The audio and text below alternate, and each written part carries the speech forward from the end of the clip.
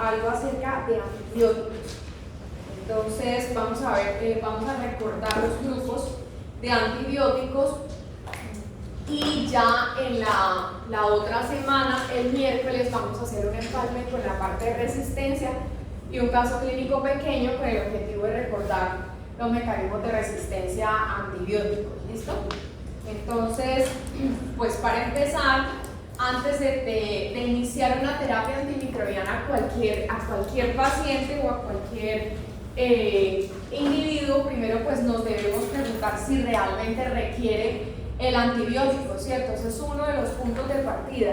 ¿Realmente mi paciente requiere un esquema? No les pregunté, ¿así está bien con la luz? ¿O prendemos la luz? ¿O así se siente bien? ¿Sí? Listo. Entonces, si requiere o no requiere realmente un esquema antibiótico. O si por el contrario, muy probablemente esa infección o esa enfermedad puede resolver por sí sola. Segundo, si se recolectaron esas muestras necesarias, entonces pare y pregunte, ¿realmente mi paciente requiere un esquema antibiótico? ¿Realmente requiere hacer la recolección de algunas de las muestras? ¿O si se recolectaron las muestras suficientes? Por ejemplo, alguien me da un ejemplo, un escenario clínico o un caso clínico, un pequeño caso clínico. Entonces, por ejemplo, un paciente que curse con ¿qué? ¿Qué se les ocurre? ¿Sí? Con una tuberculosis, por ejemplo. Entonces, si es necesario recolectar, ¿qué tipo de muestra? El esputo. El esputo, listo. ¿Qué otro paciente, por ejemplo? ¿En qué recolectas ahí? Un exudado, sí, o un hisopado, exactamente. Un caso sencillo, una infección de vías urinarias en una gestante. Entonces, ¿qué recolectan ahí? Una orina y adicionan, por ejemplo, un urocultivo, ¿sí? En la materna siempre es indiscutible solicitar el parcial de orina a diferencia de la mujer no embarazada. Y aparte de eso, siempre caracterizarlo con el urocultivo, ¿sí? Porque inclusive la bacteriuria sintomática en la embarazada, a diferencia de la mujer en edad no gestante, en un momento no gestante, siempre se debe tratar, ¿sí? La bacteriuria sintomática, entonces es aquella presencia de microorganismos en orina, mayor de 10 a las 5 unidades formadoras de colonias, que se debe tratar aún sin presencia de sintomatología, a diferencia de la mujer que no es gestante, por el riesgo de una pielonefritis o por el riesgo de una cistitis y que se complique con una pielonefritis y que pueda llevarla a una amenaza de parto pretérmino o una ruptura prematura de membranas o a un aborto espontáneo. Entonces, eso es algo muy importante.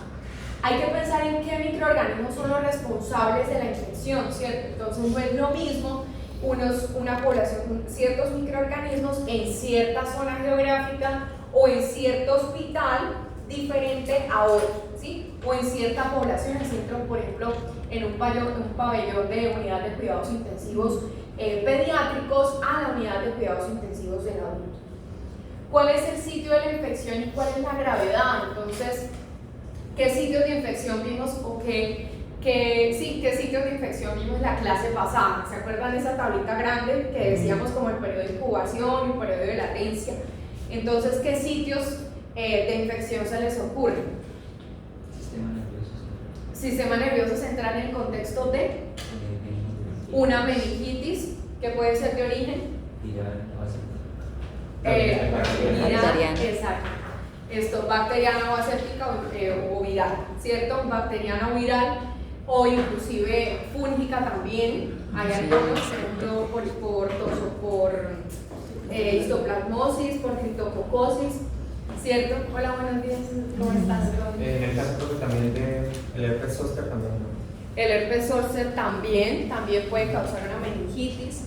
¿Qué otro sitio de infección? Piel. ¿Quién? Piel. Piel, por ejemplo, en el contexto, lo hablamos en la clase. Absceso, celulitis. De un absceso, de celulitis, de una erisipela. El PPH también. PPH, sitio de infección. No son ¿No sabes? Sí, también a nivel de la piel por PPH, Pero del endotelio. a nivel de cervix, ajá, que que puede transformarse más adelante Cáncer. en un tipo de cáncer, entonces una transformación oncogénica, exactamente. Las hepatitis 6 y 18, ¿qué otro sitio de infección? El epitelio cardiovascular, no me acuerdo cómo es el que cubre los vasos sanguíneos, no es uno para El virus del endotelio. dengue. El endotelio vascular para el virus del dengue.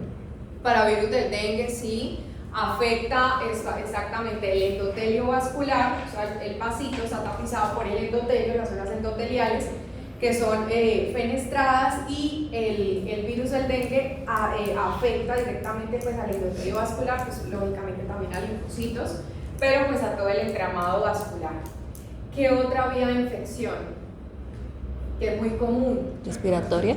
Respiratoria, por ejemplo, por neumonía por el más porque el cielo o el microorganismo más frecuente, el Streptococcus pneumoniae, ¿cierto?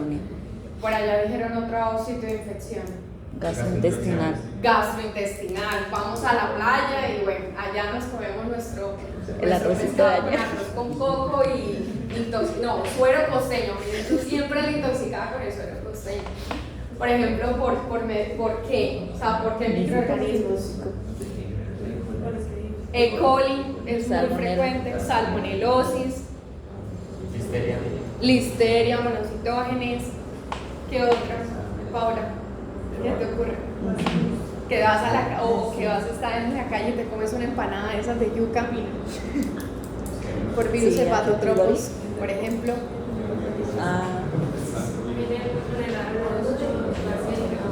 ¿La qué? O por bacilo, exactamente. Y por hepatitis A, ¿cierto? Es muy frecuente esa intoxicación por hepatitis A, que es transitoria, ¿cierto? Se elimina, pero también es frecuente, por ejemplo, en trigo o en arroz, que es muy susceptible a la intoxicación por bacilos. Y la gravedad de la misma. Entonces vimos la infección en pacientes sintomáticos o que en otros debutan como de manera asintomática y simplemente hay eliminación de la infección. ¿Cuál es el antibiótico más efectivo? Entonces, ¿qué diferencia hay entre eficacia? Entre eficacia y efectividad. A ver, Julián. Bueno, esta la vamos a ver. Y si es necesario combinar antibióticos o no, es decir, si es indicativo de dar solo en monoterapia o como antibioterapia combinada. Entonces a veces se piensa que dar terapia combinada es mayor, pero también tiene mayor afectación renal, mayor afectación a nivel hepático que dar una monodosis. Por ejemplo, en el caso de infecciones urinarias, cuando se da la fosfomicina, que es una sola dosis y funciona súper bien, a diferencia cuando a veces empiezan como a dar tratamientos combinados, ciprofloxacino, he visto con nitrofurantoína, o sea, unas cosas así, que realmente conllevan al paciente a una alteración de la función renal y de alteración de la función hepática. Entonces, pregúntese realmente si el paciente requiere, primero el antibiótico, qué sitio, cuál es el microorganismo que es más frecuente causando esa infección, cuál es más frecuente en nuestro medio. Pregúntese si la enfermedad puede resolver por sí sola o si tiene cierta gravedad. Pregúntese si requiere manejo con una monodosis o una dosis combinada y si existen condiciones, si existen condiciones especiales en el paciente. Entonces, ¿qué condiciones especiales debemos tener en cuenta en un paciente? Inmunosupresión, enfermedades de base como diabetes, comorbilidades, exactamente. ¿Tú me dijiste qué? Inmunosupresión. Inmunosupresión, comorbilidades o enfermedades de base como cuáles. diabetes, insuficiencia renal, hipertensión, insuficiencia renal, Insuficiencia hepática también. insuficiencia hepática porque algunos tienen metabolismo a nivel hepático. Por allá dijeron alergias, ¿cierto? Alergias medicamentosas, claro, primero por ejemplo en la penicilina se les hace una pruebita de alergia a la penicilina para mirar, y si no, pues se da un macrólido.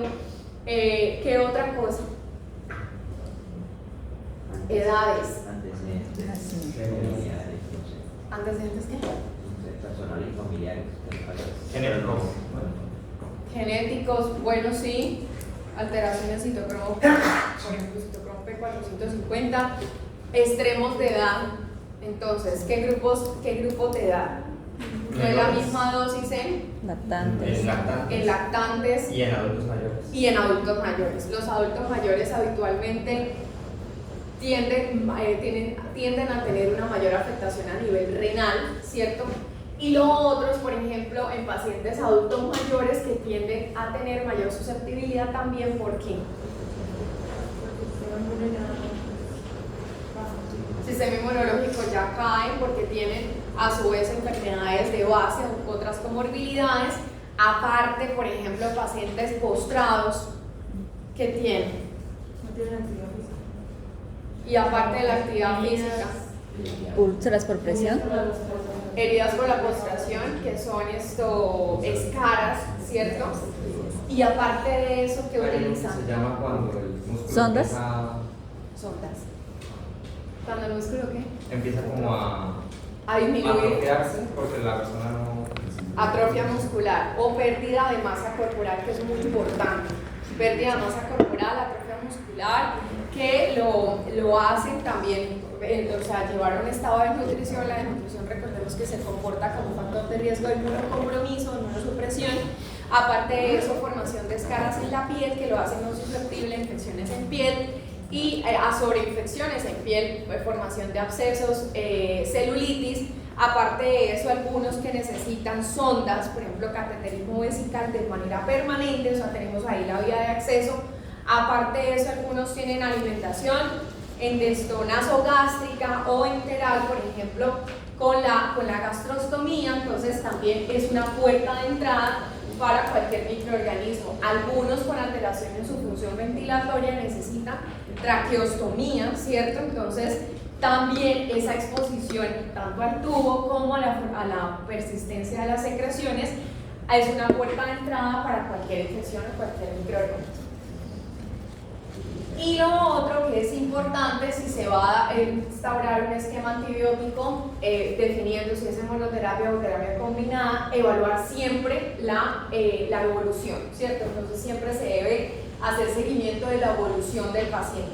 Entonces ahí uno para y uno dice, ¿mejoró con ese esquema antibiótico o hay que tomarle nuevas pruebas o hay que iniciarle una antibioterapia combinada? Siempre hay que reevaluar.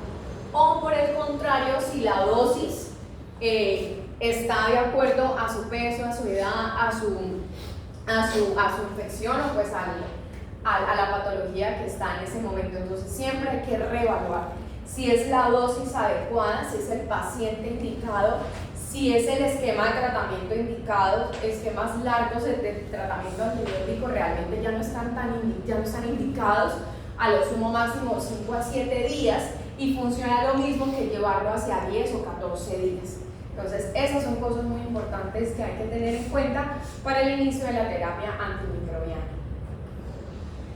Elección del fármaco, entonces, identificar el microorganismo o por lo menos tener como una idea de qué microorganismos son los más prevalentes, tanto en la patología que estamos sospechando en nuestro paciente, como en la zona geográfica o en la localidad donde se encuentra, ¿cierto?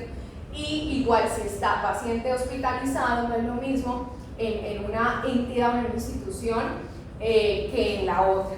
O igual si en un pabellón o en el otro, por ejemplo, como en un pabellón en pediátrico o en un pabellón en donde se encuentran pacientes adultos mayores. La información sobre la sensibilidad y probabilidad, entonces, ¿cuáles son esas diferencias geográficas de esos microorganismos que pueden generar resistencia a los antimicrobianos? Entonces, en Antioquia generan ciertos microorganismos resistencia a ciertos antimicrobianos, a diferencia de Santander o a diferencia del Hospital Universitario de Santander. Factores específicos del paciente, como ya lo hablamos, que pueden influir tanto en que usted inicie el tratamiento antibiótico y que no tenga un efecto o una mejoría, o por el contrario, que también lo lleve a la toxicidad del medicamento. Por ejemplo, ¿qué medicamentos recuerdan que pueden ser tóxicos para el paciente, sobre todo para los adultos mayores? Anfotericina B. Dime. La anfotericina. La anfotericina B, sí. Los glucopéptidos son altamente nefrotóxicos, ¿sí? Entonces, por ejemplo, hay otros antibióticos de amplio espectro extendido, como por ejemplo la vancomicina, que se deben utilizar en ciertas patologías y en ciertos grupos, que generan por el contrario pues una alta toxicidad. Entonces ya lo hablamos, alergias medicamentosas, la edad, principalmente también por el pH gástrico. Vemos que los pacientes adultos mayores adicionalmente manejan antiácidos o inhibidores de la bomba de protones como el omeprazol. El omeprazol ayuda a aumentar el pH, lo vuelve más alcalino, se ayuda a bajar el pH gástrico ácido y por lo consiguiente en algunos esquemas antibióticos facilita como el metabolismo de esos antibióticos para mejorar la absorción. Sin embargo, con algunos otros grupos de antimicrobianos, por el contrario, limitan su absorción. Entonces también eso es importante, qué medicamentos está tomando el paciente que pueden alterar la absorción del antibiótico que le estamos instaurando. La función renal, ya también la hablamos, pacientes con antecedentes de insuficiencia renal, sea por los mismos riesgos cardiovasculares o que sean trasplantados renales, tampoco no lo hablamos, que también genera paciente trasplantado también hepático renal, genera un estado de inmunocompromiso o inmunosupresión y alteraciones hepáticas, anomalías genéticas que también las mencionamos, o metabólicas como el citocromo P450 que se produce altamente a nivel hepático y facilita el metabolismo de algunos de los medicamentos.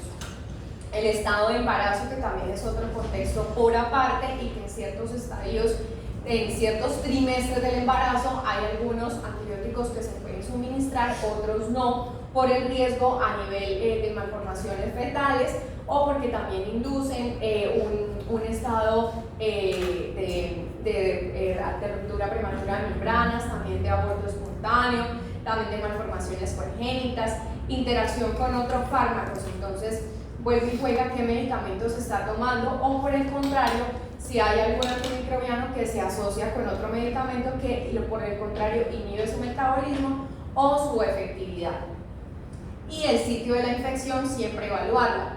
A veces hay infecciones a distancia, se presentan sepsis secundarias a infecciones urinarias, que es lo más frecuente en los adultos mayores, o sepsis de origen pulmonar, ¿sí? Entonces, esos son como los dos grupos grandes de infecciones que me pueden producir una sepsis, que es una inflamación sistémica a un proceso infeccioso, o inclusive puede ser secundario a una infección por arbovirosis o por ejemplo como lo vemos en el síndrome febril ictero-hemorrágico, por ejemplo por rickettsia o por ejemplo por leptospira, que también inducen o debutan los pacientes con una sepsis, con una infección, una inflamación sistémica, y es secundario a, por ejemplo, nada más pues a la picadura del insecto, del artrópodo, y genera o debuta como una sepsis en lugar de algo localizado. Entonces, esta gráfica pues me gusta bastante, quise traérselas para que pues de alguna manera se logre como de manera académica identificar cuáles son los sitios de acción principales de algunos de los antimicrobianos o de la mayoría de los antimicrobianos. Entonces, en primera opción tenemos las penicilinas, por ejemplo, coquilas cefalosporinas, que tienen su sitio de acción antimicrobiano hacia la pared celular. Entonces, recordar que ellas tienen especial unión a unas enzimas, a unas proteínas de unión a penicilina o PBPS, que especialmente inhibe la formación del peptidoglicano, es decir, inhibe la formación de esa pared grande del peptidoglicano, como lo vimos la semana pasada en la clase, y por lo tanto, al inhibir o al bloquear la síntesis del peptidoglicano, la formación de esa pared, facilita que se inestabilice la pared bacteriana y por lo consiguiente favorece la entrada de agua y la entrada por presión de agua, y hace que la bacteria se muera por una lisis osmótica, ¿cierto? Entonces ese es uno de los mecanismos, ese es el principal mecanismo de este grupo de medicamentos que tiene ese sitio de acción hacia la pared celular. Segundo, tenemos la polimicina B, por ejemplo, que tiene su sitio de acción a nivel de la membrana celular, y ella hace específicamente como una acción de detergentes, altera tiene su sitio de unión específicamente a los fosfolípidos, que hace como una acción detergente, y esto facilita que se inestabilice la membrana celular y por lo consiguiente lleve a la lisis del microorganismo, o sea, tiene un efecto bactericida. ¿Cuál es la diferencia entre el término bactericida y bacteriostático? Bactericida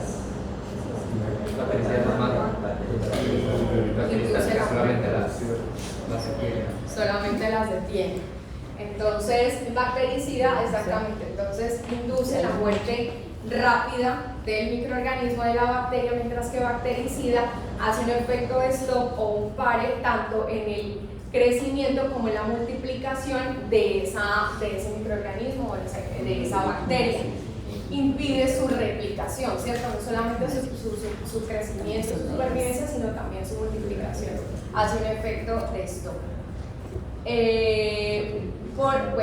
El ácido, tenemos otro sitio de acción, otro sitio de acción a nivel de la replicación del DNA, como por ejemplo el ácido nalidíxico. Entonces, ella lo que hace es inhibir la topoisomerasa 2 y la topoisomerasa 4. Entonces, resulta que la topoisomerasa 2 en condiciones normales facilita que se desenrolle normalmente el DNA, y esto hace o permite la replicación del material genético en su condición normal. Por el contrario, la topoisomerasa 4 facilita que una vez se desenrolle ese material genético, se lleve a cabo la replicación, facilita que cada progenio, cada célula hija, después de la replicación, tenga como su paquetico de material genético, y adicional, si queda algún rollito o alguna enrollamiento de material genético, lo corta y lo separa. Es decir, se encarga de que cada progenie tenga su paquetico de material genético sin ninguna alteración y que sea que sea conservativo en cada una de ellas. Entonces, por lo consiguiente, el ácido nalidíxico interfiere con esa replicación del DNA, afectando la acción de las topoisomerasas. Por lo consiguiente, la bacteria no puede continuar su proceso de replicación y por lo tanto no puede proliferar o no puede tener su progenie bacteriana. Tenemos otro sitio, otro mecanismo, como por ejemplo bacteriostático, como ya lo hablamos. Entonces ese mecanismo en el que impide tanto el crecimiento como la supervivencia y la multiplicación de las bacterias a través de por ejemplo, la tetraciclina y el cloranfenicol. Ellas se unen de manera reversible a la subunidad 30S y 50S respectivamente del ribosoma, ¿cierto? Entonces hace un efecto bacteriostático porque inhibe o impide ese crecimiento y esa multiplicación bacteriana a través de una unión reversible a estas subunidades ribosomales, lo cual pues impide la síntesis de proteínas base o proteínas necesarias de la bacteria para poder sobrevivir. Entonces la tetraciclina, por ejemplo, se une de manera reversible a la subunidad 30S del ribosoma y lo que hace es impedir la acción o que se dé si la acción del aminoácido ARNAT, que no es más sino hagan de cuenta que es como un vehículo, como un carrito que tiene su función, lleva en sí un aminoácido para continuar o para poder permitir la elongación de esa larga fila de aminoácidos. Entonces impide la entrada del aminoácido RNA transferasa, que hace parte de RNA de transferencia, y la acción de llevar consigo, por lo consiguiente inhibe pues la acción de llevar consigo los aminoácidos para el crecimiento o la elongación de esa hebra creciente de aminoácidos. Por otra parte, el clorafenicol, que se une reversiblemente a la subunidad 50S, inhibe la acción de la enzima peptidiltransferasa. Entonces, así como el aminoácido RNA de transferencia, que es una RNA transferasa, que es el carrito que lleva el aminoácido, la enzima peptidiltransferasa, ella facilita la formación de enlaces peptídicos para unir un aminoácido con el otro y poder formar esa cadena creciente o esa elongación de esa cadena peptídica, ¿cierto? Y por lo consiguiente formar las proteínas que requieran a nivel bacteriano. Entonces se inhibe la acción del aminoácido RNA transferasa y la clorafenicol inhibe la acción de la enzima peptidiltransferasa, que era encargada de la unión de formar esos enlaces peptídicos que unen un aminoácido con el otro. Por otra parte, tenemos algunos antibióticos que inhiben, que hacen inhibición de pasos metabólicos o de rutas metabólicas, como por ejemplo el trimetoprim-sulfa. Tenemos una acción combinada, cada uno por aparte tiene un efecto bacteriostático. Sin embargo, cuando se unen en conjunto pueden tener una acción o un mecanismo bactericida. Resulta que los dos inhiben en la misma reacción química dos pasos. El uno frena un primer paso y el otro frena un segundo paso. El primer paso lo frena las sulfas, que inhiben la formación del ácido hidrofólico, es decir, la primera partecita del ácido fólico. Y el trimetoprim inhibe la conversión en ácido tetrahidrofólico, que es como tal la forma activa. El ácido fólico es fundamental para la síntesis de DNA, y sin ese DNA bacteriano, pues entonces la bacteria pues muere, si no hay formación de ese ácido fólico, que es fundamental para la síntesis de DNA. Entonces induce la muerte de la bacteria, ¿sí? La muerte celular. ¿Hasta ahora alguna pregunta? ¿No? Por lo consiguiente, por lo último, tenemos la rifampicina, que también interfiere en la replicación del RNA bacteriano. Entonces, ella se une al complejo RNA dependiente de DNA y lo que hace es interferir en la replicación, en la transcripción y por lo consiguiente en la síntesis de la cadena de RNA mensajero. Entonces, ese es uno de los mecanismos de la rifampicina. Me gusta mucho esta gráfica, pues parece como viejita, pero creo que sintetiza como sí parece como viejita. Bueno, sí parece muy viejita, así como la profesora muy viejita. Pero me gusta porque pues tiene como los sitios de acción tanto en pared bacteriana como a nivel de la membrana, a nivel de fosfolípidos, que crea esa acción detergente y por lo tanto pues la generación de esos poros, la acción directa hacia la replicación de DNA.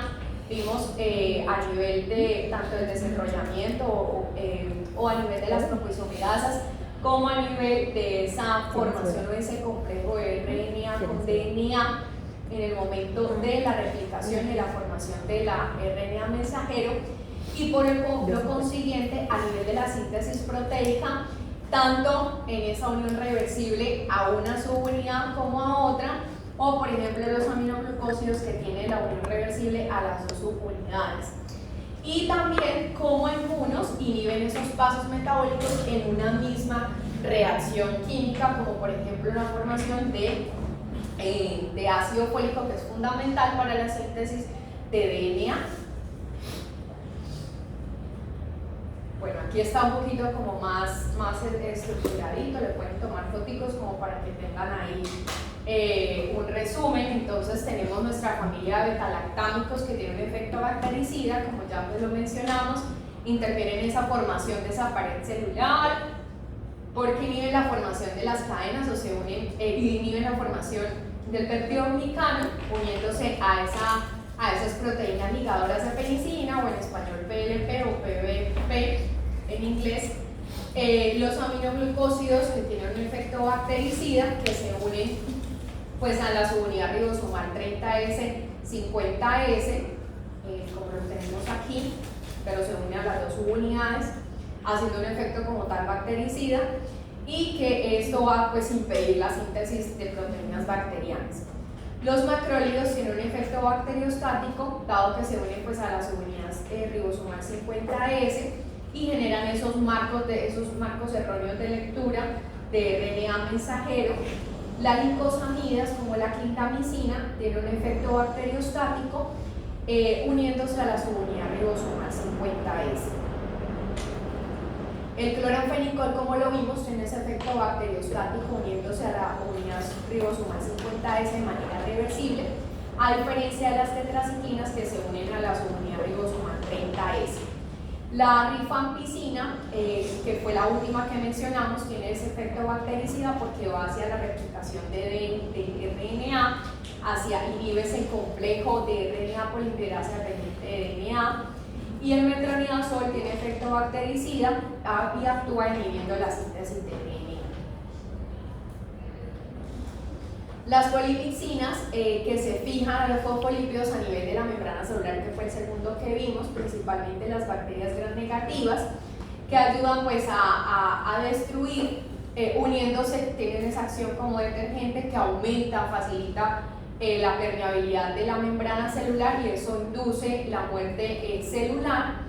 Las sulfas, las sulfonamidas, el trimethoprim sulfa, que ya lo vimos, cada uno tiene su efecto bacteriostático, sin embargo, al unir también tiene un efecto bactericida porque inhiben la síntesis del ácido fólico, que es fundamental para la síntesis del DNA. Las quinolonas tienen un efecto bactericida, se unen a la DNA girasa, es decir, a las topoisomerasas, inhiben la topoisomerasa 2 y la 4, ya vimos que actúan en el desenrollamiento de ese DNA y en que cada una de las progenies tengan su paquetico de material genético. En cuanto al grupo de los betalactámicos, tenemos el grupo de las penicilinas. Este es nuestro, también les dejo esta tablita de las penicilinas que pues resume de una manera como más ordenada, se ve más bonita. Tenemos las penicilinas naturales, dentro de las cuales tenemos penicilina gen, y que va de la vía de utilización es intramuscular y endovenosa, y la penicilina B, que es por vía oral, por ejemplo en algunos casos por fiebre escarlatina. El espectro antimicrobiano pues es amplio, es para Streptococcus pneumoniae, betamolíticos, bovis, Pastorella multocida, Neisseria meningitis, Clostridium SPP, Treponema pálido, Actinomyces.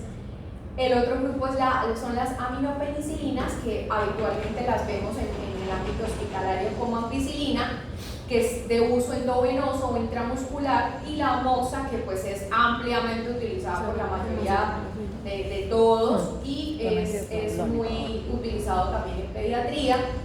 Tiene el espectro de acción igual que los anteriores microorganismos, más Listeria monocitógenes, Enterococo, Haemophilus influenza, no productor de beta-lactamasas, Salmonella SPP, E. coli, no productor de beta-lactamasas, y Proteus mirabilis. En cuanto a las penicilinas antiestafilocóxicas, tenemos la oxacilina, que también es altamente utilizada, y la diclo por vía oral, oxacilina vía endovenosa principalmente, y la diclo pues por vía oral para estafilococo SPP meticilino sensibles.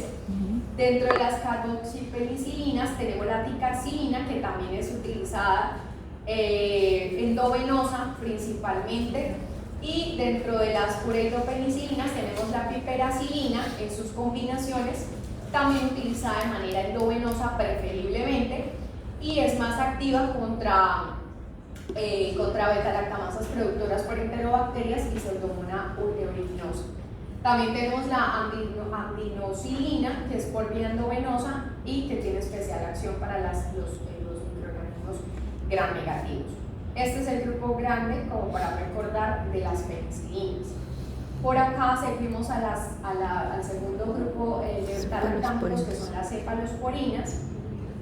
Dentro de las cefalosporinas clasificamos, también les dejo ese cuadrito para poder recordar, y su espectro antibacteriano de primera, segunda, tercera, cuarta y quinta generación. Dentro de la primera generación tenemos las más nombradas por vía oral, que es la cefalexina, que se suele usar para infecciones de vías urinarias, la cefalotina y la cefradina por vía endovenosa especialmente, más que intramuscular. La cefradina también se usa, pero pues digamos más comúnmente utilizada para virus, que es la cefalexina, y la cefradina en algunos casos dependiendo del espectro de sensibilidad. Tiene buena sensibilidad contra microorganismos contra gram positivos. Las de segunda generación son más activos contra los gram negativos, y por ejemplo tenemos la cefuroxima por vía oral, endovenosa la cefoxitina, la cefuroxima, que son más conocidos en el entorno hospitalario. De tercera generación tiene una mayor acción contra gram negativos y actividad contra Pseudomonas aeruginosa. Dentro de los por vía endovenosa son más conocidos como la ceftriaxona, la cefoperazona, la ceftazidima, la cefotaxima. De cuarta generación tiene mayor potencia contra gram negativos, y de especial atención o especial uso tenemos la cefepina. De quinta generación tenemos la ceftazorina, el ceftobiprol, que es de especial uso para estafilococcus aureus medicinoresistentes, y enterococcus fecales. No es activa contra Pseudomonas, Bacteroides fragilis ni Enterobacteriaceae resistentes a carbapenema.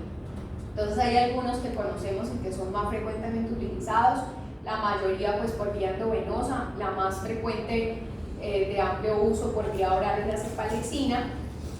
Y por aquí tenemos este cuadrito donde está el espectro antibacteriano, pues un poquito más detallado.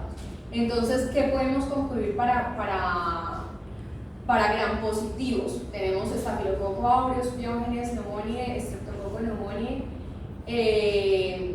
y fecalis. ¿Qué podemos observar dentro de cada uno de los grupos? Sabiendo que pues los dos crucitas es con mayor o con un mayor Sirve para espectro todos menos para enterococcus. antibacteriano. Cualquiera se puede poner. Así como en conclusión grande. Julián. De acuerdo. ¿Qué puedo observar? Una conclusión grande. Sí. Vamos hacia el primer grupo, entonces de gram positivos. Entonces miremos a grosso modo qué conclusión podemos sacar de esta primera parte. ¿O qué les llama la atención? El fecalis no es, o sea, las cefalosporinas no le hacen absolutamente nada. No le hacen absolutamente nada. A diferencia de Piógenes, que todas tienen un buen espectro de acción, exceptuando por la ceftazidima, pero tienen un buen espectro igual que para Staphylococcus aureus, ¿cierto? El Streptococcus pneumoniae también tiene. Entonces, dentro de los gram positivos tiene un mayor espectro de acción para Piógenes y para Streptococcus pneumoniae, ¿cierto? Dentro de los gram negativos, ¿qué les llama la atención? Tenemos Acinetobacter, Fragilis, Enterobacter, E. coli, Prensa, Klebsiella, Cuarta generación. La primera y la segunda no tienen mucho efecto, excepto en el coli y en hemófilos, pero una gran Contra parte gram negativos, no. son las portfolios de la primera generación y la segunda. El cole que le hicieron con Cambió escasez son todas más para E. comunes. coli, ¿cierto? para Escherichia coli, para Sensible ya no es Klebsiella. tan sensible. Y si vamos por grupos, entonces para los de primera generación, para gram negativos, para E. coli, Klebsiella, de segunda generación, igual E. coli, Klebsiella. Es que mire, Pseudomonas solamente es Es sensible un poco más hacia las a cefalosporinas tercera de y cuarta. tercera generación y de cuarta generación. Entonces, a eso modo podemos. Y ya está. Entonces, le pueden tomar la fotito para que estén La ahí, gira, para recordar. Ataca. Esta sí está suya. Hasta. Son las Esa varices. receta no. Pues voy a intentar sacar. Pues de la primera clase le saqué como lo más que me interesaba, como que tuvieran en cuenta lo de la historia natural, el periodo de latencia, por incubación.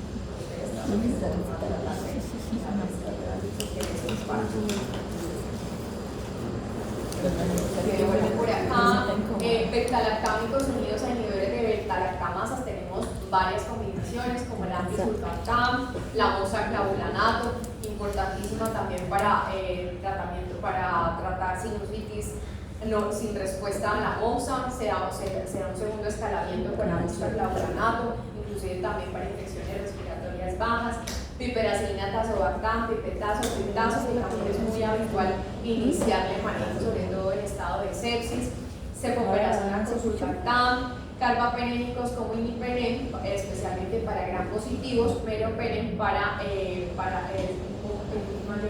los dos tienen un espectro de acción, esos carbapenémicos tienen un espectro de acción muy grande, tanto para gram positivos como para gram negativos, solo que el imipenem un poco más hacia gram positivos, meropenem más hacia gram negativos, y los dos tienen espectro similar para anaerobios. Y de monobactámicos tenemos el Astragram, que también es muy ampliamente utilizado, sobre todo en unidades de cuidados intensivos, que tiene un espectro de acción un poco más hacia gram negativos. Como la ceftriaxona, cefalexorina de tercera generación que permite la regeneración. Dentro de los glucopéptidos tenemos la vancomicina, que también es ampliamente utilizada, principalmente para infecciones por estafilococo penicilino resistente y especialmente para infecciones graves causadas por bacterias gram positivas, especialmente que presenten alguna resistencia a otros antibióticos como beta-lactámicos. Ellas son muy pesadas, son de gran tamaño, inhiben pues la síntesis de la pared bacteriana. Por acá tenemos el otro grupo que son las quinolonas. Tienen un amplio también espectro de acción para enterobacterias gram negativas, para gram negativos gonococo, meningococo, No es que no. para cocos gram positivos como estafilococo aureus, Pseudomonas aeruginosa, Mycobacterium tuberculosis, Mycobacterium leprae, Chlamydia trachomatis, para cocos gram positivos como Streptococo. Entonces, ¿qué podemos, por ejemplo, dentro de ellas tenemos la ciprofloxacina de segunda generación, o floxacino, leofloxacino, por ejemplo, de tercera generación, y moxifloxacino de cuarta generación. ¿Qué podemos concluir o qué les llama la atención de la tablita en la parte de las quinolonas? La de primera generación es la polilixina, que realmente es porque tiene un alto riesgo renal y es altamente nefrotóxica y neurotóxica. Entonces tiene especial atención de uso solamente en algunas infecciones en piel, inclusive algunas infecciones a nivel ocular, pero nunca combinada con corticoides, porque cuando hay la mayoría de conjuntivitis virales, o la mayoría, por ejemplo, de conjuntivitis virales, nunca se debe asociar con, hay conjuntivitis virales y conjuntivitis bacterianas, la mayoría son virales, pero y a veces se arranca o se inicia manejo con polimicina B, neomicina más dexametasona, con un corticoide. El corticoide, si es, por ejemplo, por un herpes virus, entonces puede incrementar el riesgo que esta infección viral afecte la parte ocular, ¿sí? Y genere mayores riesgos. Entonces, en conjuntivitis es preferible solamente utilizar el antibiótico como una no monodosis, sino uno solito sin combinación de corticoides, porque induce un estado de inmunocompromiso, inmunosupresión y sobre todo a nivel del tejido ocular. Entonces, y también induce, digamos, si es administrada, tiene un alto riesgo nefrotóxico y neurotóxico. Entonces, por eso se reserva. ¿Qué les llama la atención de las quinolonas? Sabiendo que entre más crucecitas tiene un espectro mayor o un espectro elevado de acción. A ver, Julián. No, que hoy no participas. ¿Por qué? Hoy está así como. Pues estás deprimido. ¿Por qué estás deprimido? De pronto el uso para la micobacteria, o sea, me llama la atención porque uno siempre, cuando para tuberculosis dice uno, no, es inicial, bueno, es el tratamiento, pero pues no sabía que también funcionaba las quinolonas para eso. Sí, tiene, pues no es un espectro de acción tan alto, pero sí muestra un espectro de acción moderado, especialmente pues para Pseudomonas aeruginosa, para cocos gram positivos como estafilococo aureus y para cocos gram negativos, por ejemplo para gonococo, mesococo y enterobacterias para gram negativos.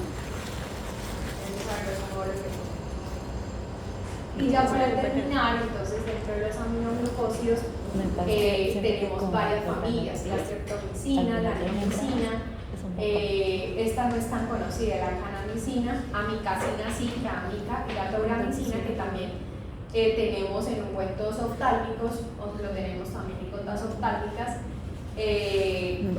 la gentamicina, que también es altamente nefrotóxica, o sea, especialmente en pacientes con insuficiencia renal o adultos mayores, se evita a toda costa iniciar a explotar manejo con gentamicina, y la espectrinopicina.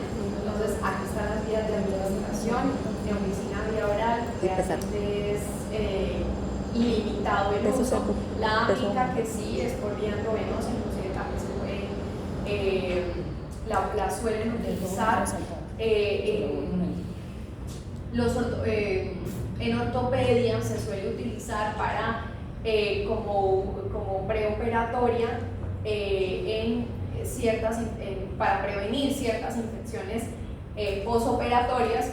Entonces se da una dosis antes del proceso ortopédico. La tauramicina, que realmente el uso es oftálmico o en ungüentos o en gotas y solita, sin combinación con corticoides, y discuto acá por vía intramuscular o endovenosa. La agenda, que también en ciertas condiciones, claro, uno tiene que discutir la literatura, no hay que eso no es pan de Dios, uno siempre tiene que mirar cada cosa y uno tiene que discutir, y eso va cambiando en el transcurso del tiempo. Imagínate, no tanto tauramicina, todo eso. Gentamicina, que ya lo había mencionado, por vía endovenosa, pero pues hay pacientes seleccionados sin riesgo de insuficiencia renal, que es altamente nefrotóxica, tiene espectro antimicrobiano, algunas streptomicina para micobacterium tuberculosis, espectrinomicina para Neisseria gonorrea, para gram negativos, aerobios, y la toxicidad, ototoxicidad, nefrotoxicidad y neurotoxicidad también produce la mayoría de los aminoglucósidos. Bueno, entonces dejamos ahí el otro miércoles